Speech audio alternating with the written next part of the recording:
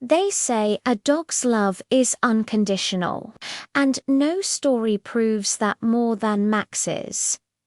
Picture this: a loyal dog, sitting by a gate, his eyes fixed on the road. Every single day, that was Max's spot. It didn't matter if the sun was beating down, or if a cold rain was soaking his fur. He was there, waiting. His world revolved around one thing: the moment his best friend, his owner, would return. While other dogs chased balls or napped in the sun, Max kept his vigil. His heart, full of unwavering hope and endless devotion, belonged completely to the person he loved most.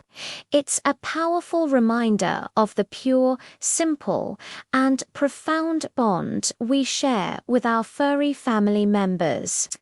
Thanks for watching, and if you love stories about incredible animals, don't forget to like and subscribe for more.